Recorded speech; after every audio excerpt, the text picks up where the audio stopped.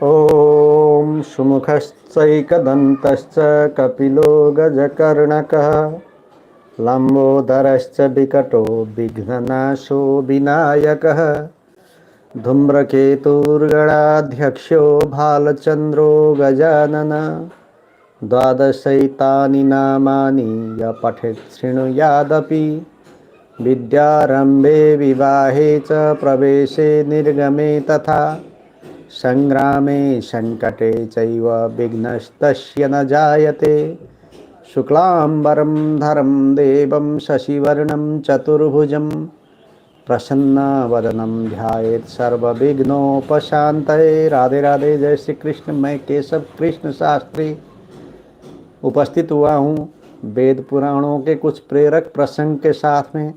कल से जो श्रृंखला चली है वह तीर्थों के बारे में परिचय देता है और इस श्रृंखला में आज हम भारतवर्ष के कुल पर्वतों की गणना करेंगे, उनके बारे में जानेंगे, कहाँ कहाँ हैं, इसे समझने की कोशिश करेंगे। आइए हमारे साथ जुड़ें। पुराण के अनुसार दोस्तों, नदियों की तरह पर्वतों को भी पूज्य एवं आदरणीय बताया गया है। दक्षिण भारत के वेंकटगिरी और श्रीशैल को साक्षात नारायण रूप माना गया है। स्कंद पुराण में नारायणगिरी, शालग्राम पर्वत, अरुणाचल, सिंहाचल, सुमेरु, मंदर, हिमवान, विंध्याचल, चित्रकूट, पारिजात, अंजनगिरी आदि सभी को भगवान का रूप निरूपित किया गया है। विष्णु धर्मोत्तर पुराण में पर्वतों की पूजा विषयक संपूर्ण सामग्री दी गई है। स्कंद पुराण में अरुणाचल पर्वत को साक्षात शिव का रूप कहा गया है। तत्र देवः स्वयं शंभु पर्वताकारतां गतः। अरुणाचल के नीचे अरुणाचलेश्वर का मंदिर है, जिसका गोपुर संपूर्ण विश्व के मंदिरों से चौड़ा है और 10 मंजिल से भी अधिक ऊंचा है। परिक्रमा के 4 गोपुर हैं जो 10-10 मंजिल ऊंचे हैं। इस मंदिर के ऊपर पार्वती जी का भी बहुत बड़ा मंदिर है। वेंकटगिरी पर वेंकटेश भगवान या बालाजी का मंदिर है। नीचे कपिल सरोवर है, जिसमें स्नान कर प्रायः 7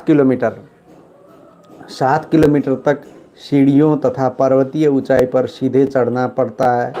इसी प्रकार 10 किलोमीटर की चढ़ाई में 7 पर्वतों को पार करना पड़ता है। ऊपर जाने पर आकाशगंगा, वैकुंठ तीर्थ, गोविंदराज मंदिर का दर्शन कर तीसरे दरवाजे में वैकुंठ प्रदक्षिणा के बाद स्वर्ण मंडप, सभा मंडप और जगमोहन से 4 द्वार आगे पूर्व में खड़े बालाजी का दर्शन होता है। ब्रज में गिरिराज पर्वत की महत्ता का भी सभी को मालूम है, सर्वविदित है, जिनकी पूजा स्वयं भगवान श्री कृष्ण ने ब्रजवासियों के साथ की थी तथा स्वयं गिरिराज रूप धारण किया था। आज भी सहस्रों नर नारी गिरिराज पर्वत को साक्षात भगवत रूप मानकर परिक्रमा और पूजन करते हैं। इस प्रकार पर्वतों का देवता रूप या भगवान का स्वरूप होना सिद्ध होता है। उनकी पूजा की परंपरा भी सृष्टि के आरंभ से ही चली आई। चलिए जानते हैं। मैं कुछ पर्वतों का विशेष रूप से आपको परिचय दे रहा हूँ। हिमालय पर्वत, यह सभी पर्वतों का राजा है और भारतवर्ष के उत्तर में स्थित है। यह अनेक ऋषि मुनियों एवं राजाओं की तपस्थली एवं गंगा, यमुना, सरयू, ब्रह्मपुत्र इत्यादि नदियों का उद्गम स्थल है। धर्मात्मा पांडवों का प्रारंभिक जीवन इसी क्षेत्र में व्यतीत हुआ और अंतिम दिनों में वे यहीं गलकर पंचत्व को प्राप्त हुए। भगवान शंकर का निवास स्थान कैलाश भी इसी क्षेत्र में है।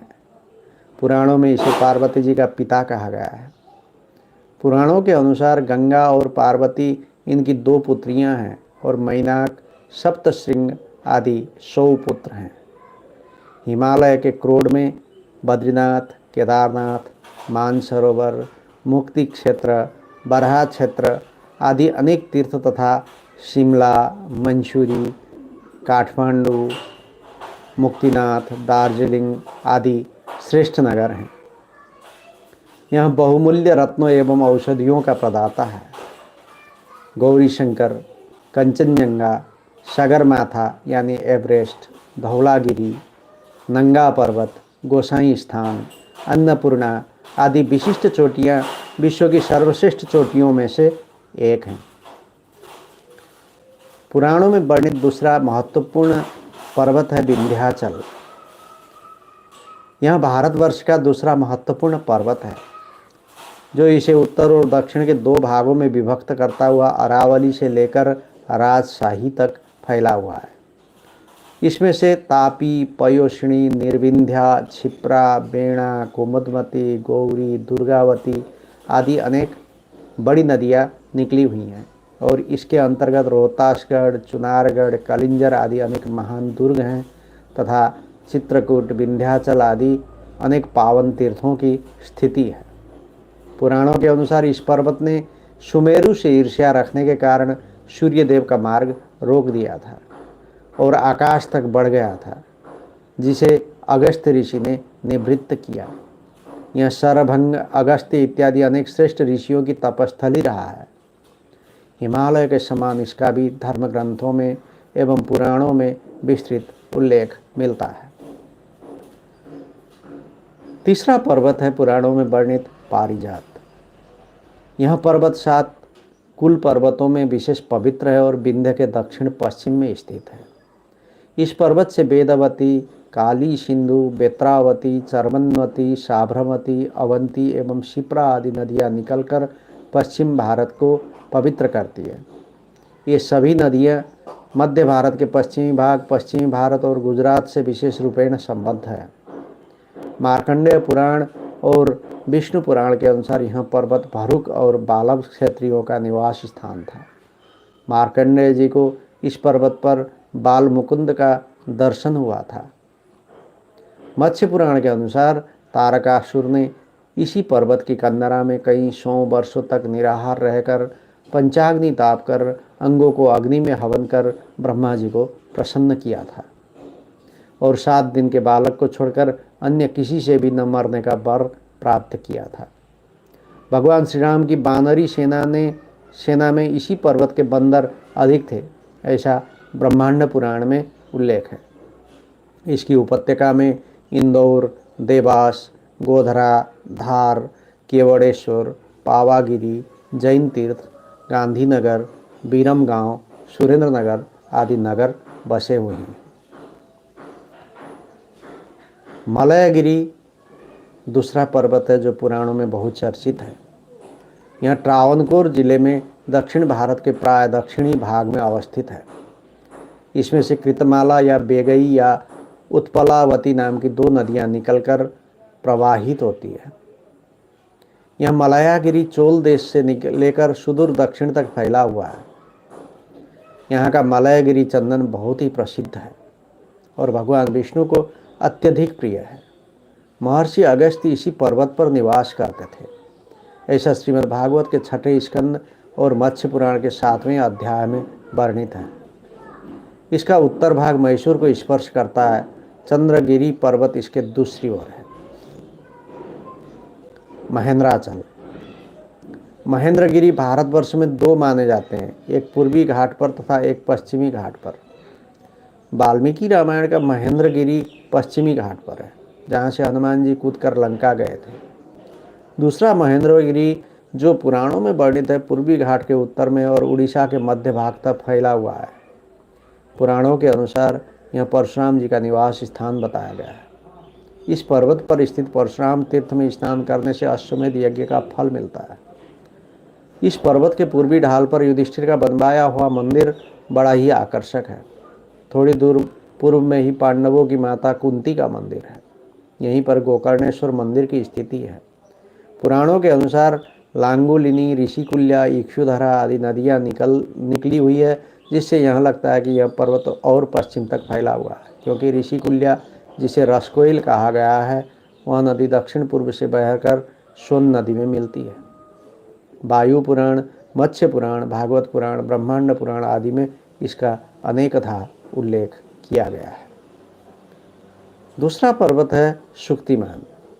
इस पर्वत का नाम शक्ति पर्वत है, जो मध्य प्रदेश के रायगढ़ नामक नगर से लेकर बिहार के के डालमा पर्वत तक फैला हुआ है।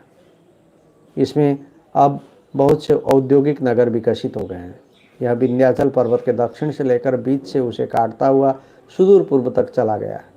इसी की उपत्यका में हीराकुंड, सुंदरगढ़, रावल किला, चाईबासा आदि स्थान तथा औद्योगिक नगर बसे हुए हैं। इस पर्वत से निकलने वाली नदियों में काशिका, शुक्तिमती, मंदगा, कुमारी आदि मुख्य हैं। पुराणों में इसका वर्णन भी यथास्थान प्राप्त होता है।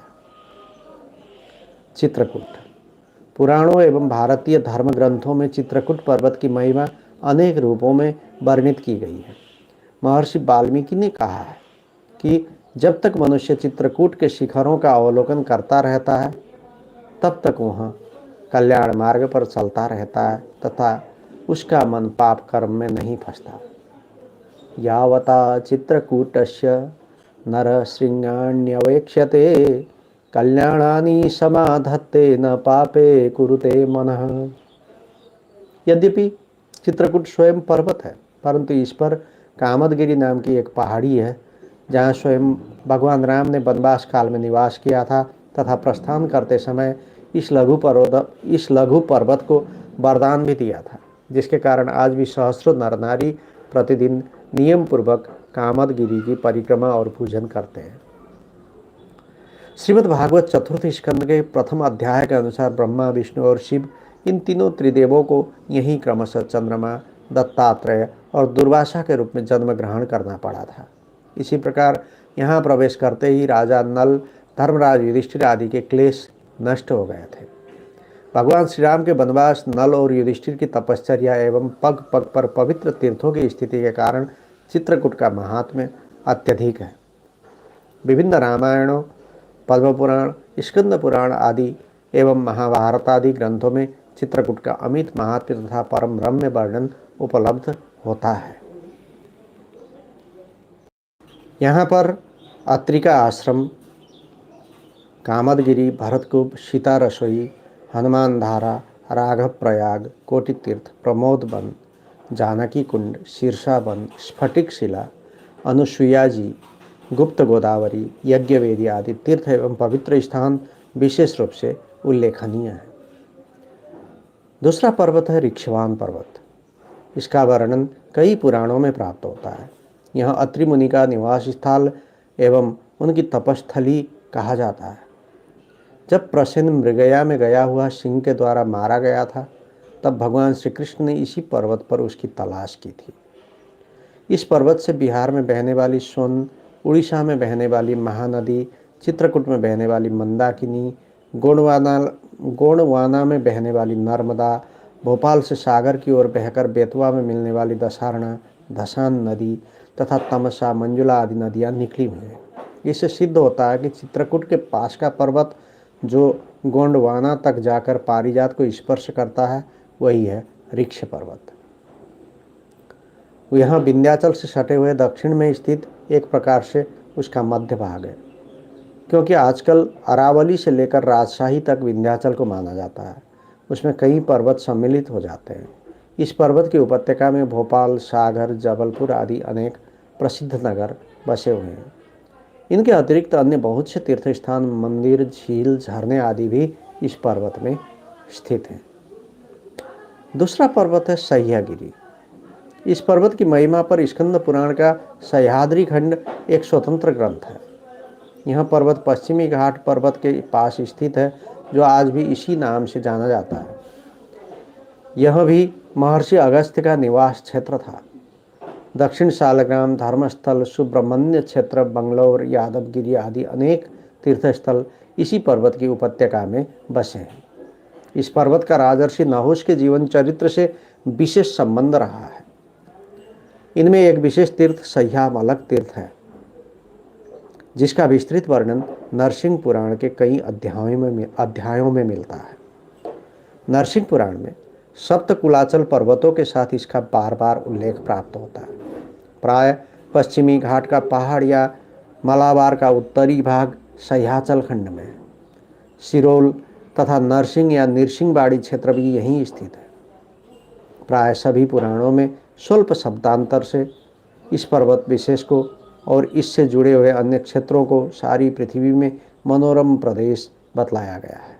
यथा सह्यस्य चोत्तरे या तो यत्र गोदावरी नदी पृथिव्यामपि कृत्स्नायां स प्रदेशो मनोरमः। और एक पर्वत है माल्यवान, जिसे, और दूसरा है ऋष्यमुख। इसके बारे में बात करें, विजयनगर, हम्पी एवं हाम्पस से कुछ दूरी पर माल्यवान एवं ऋष्यमुख पर्वत है, जहाँ भगवान श्री रामचंद्र ने लक्ष्मण जी के साथ वनवास का वर्षाकालीन समय व्यतीत किया था। यहाँ विरूपाक्ष मंदिर, स्फटिक शिला, विट्ठल मंदिर और तुंगभद्रा नदी भी है। इस पर्वत पर हजारा राम मंदिर भी है। थोड़ी ही दूर पर अंजनी पर्वत एवं पंपा सरोवर है। अब बात करें श्रीशैल या मल्लिकार्जुन पर्वत का। दक्षिण भारत में सिकंदराबाद से द्रोणाचल जाने वाली लाइन पर करमुल स्टेशन है। वहाँ से 100 किलोमीटर दूर बिहड़ जंगल में श्रीशैल या मल्लिकार्जुन पर्वत है। यहाँ वृक्ष नहीं है, किंतु भगवान शिव का दिव्य ज्योतिर्लिंग इसी पर्वत है, जो मल्लिकार्जुन के नाम से प्रसिद्ध है। थोड़ी दूर पर शिखरेश्वर पर्वत है, जहाँ हाटकेश्वर महादेव का मंदिर है। थोड़ी दूर पर बिल्व वन है। मल्लिकार्जुन पर धर्मांबा देवी का मंदिर दर्शनीय है। अब बात करें अरुणाचल पर्वत का। गोडूर से 40 किलोमीटर की दूरी पर अरुणाचल पर्वत है। यद्यपि यह पर्वत बहुत ऊंचा नहीं है, परंतु रमण महर्षि का आश्रम होने से विशेष प्रसिद्ध है। पुराणों में इसका अनेक रूपों में उल्लेख मिलता है। दूसरा पर्वत है रैवतगिरी। इसका वर्णन पुराणों में बार बार आया है। यहाँ बलराम जी का क्रीड़ा क्षेत्र रहा है। वर्तमान में यह गुजरात प्रांत के जूनागढ़ नगर के समीप का गिरनार पर्वत है। पुराणों के अनुसार अर्जुन ने सुभद्रा का हरण यहीं से किया था। इसका एक नाम उज्जयंत पर्वत भी है। प्रभास क्षेत्र यहाँ से बहुत निकट ही स्थित है। यहाँ भगवान दत्तात्रेय का विशेष रूप से निवास स्थान कहा जाता है। यह सिद्ध क्षेत्र के नाम से प्रख्यात है। पर्वत के नीचे दामोदर कुंड है, जो स्वर्ण रेखा नदी को बांधकर बनाया गया है। पर्वत की चढ़ाई प्राय 4 किलोमीटर है, जिससे 2500 सीढ़ियाँ बनी हुई है। पर्वत पर चढ़ने के बाद भर्तृहरि की गुफा मिलती है, जिसमें गोपीचंद एवं भर्तृहरि की मूर्तियां हैं। इसके आगे सोरठ मंदिर है। इस पर्वत के प्रांत में अंबिका शिखर, दत्त शिखर, नेमिनाथ शिखर, पांडव गुफा, भरत वन, हनुमान धारा, जटाशंकर आदि स्थान विशेष उल्लेखनीय है। दूसरा पर्वत है कामगिरी या कामाख्या। ब्रह्मपुत्र नदी के उत्तर की ओर आसाम में गुवाहाटी नगर से कुछ दूर पर कामगिरी पहाड़ी है। यहाँ नीचे उमानंद नामक चट्टानी टापू पर शिव मंदिर है। यह मंदिर ब्रह्मपुत्र नदी के ठीक बीचों बीच में है। पहाड़ के ऊपर देवी के आनंदाख्य तथा कामाख्या 2 मंदिर हैं। वैसे यहाँ श्रीपीठ, ब्रह्मपीठ आदि कई पीठ हैं। इससे थोड़ी दूर आगे पर्वत के पास ही परशुराम कुंड है। 15वां पर्वत है रामगिरी या रामटेक पर्वत। बंगाल नागपुर रेलवे लाइन की एक शाखा रामटेक नामक स्थान पर जाती है, जो नागपुर से 40 किलोमीटर की दूरी पर है। इसी के पास रामगिरी या रामटेक पर्वत है। पुराणों में इसे महातीर्थ की संज्ञा देकर इसकी महत्ता प्रतिपादित हुई है।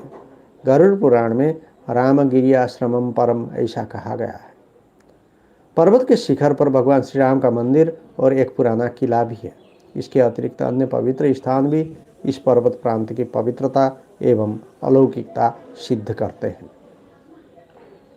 गोवर्धन पर्वत मथुरा से 20 किलोमीटर उत्तर तथा बरसाने से 18 किलोमीटर पश्चिमोत्तर गोवर्धन पर्वत है, जो वर्तमान में छोटी पहाड़ी के रूप में है।